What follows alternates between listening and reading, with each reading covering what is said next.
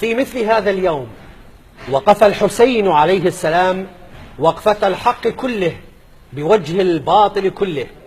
وقف أمام ماكينة يزيد بمغرياته وجنوده ومنافقيه.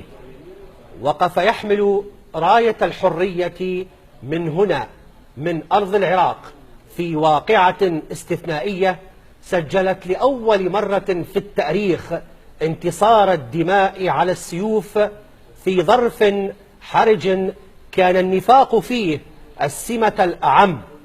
فانتصر الحسين وانتصرت معه الحرية التي أسست للعالم مبدأ الوقوف بوجه الظالم.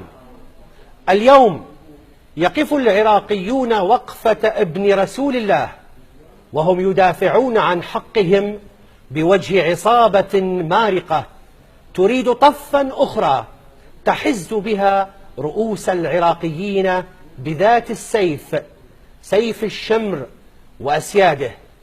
واليوم أيضا يقف العراقيون على صدر الوطن مدافعين وحدهم ضد عدو تعددت أشكاله وألوانه، وآخرها عثماني مريض يريد أن يجرب حظه مع العراقيين بعد أن ذله انقلاب أهله وناسه عليه.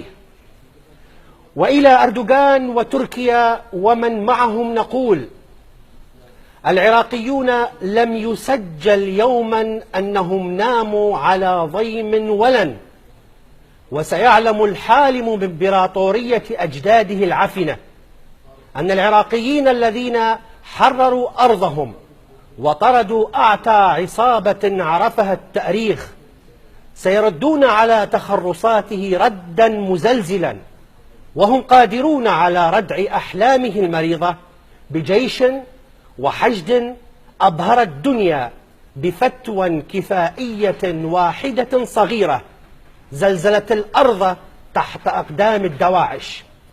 فكيف بالجهاد ضد العثمانيين الجدد؟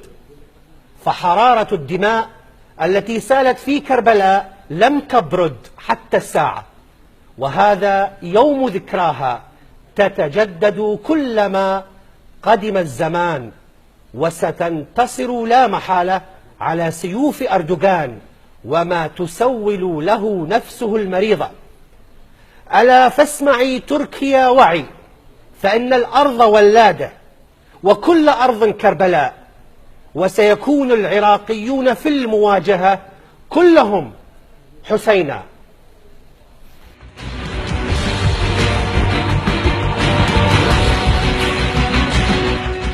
İyi akşamlar.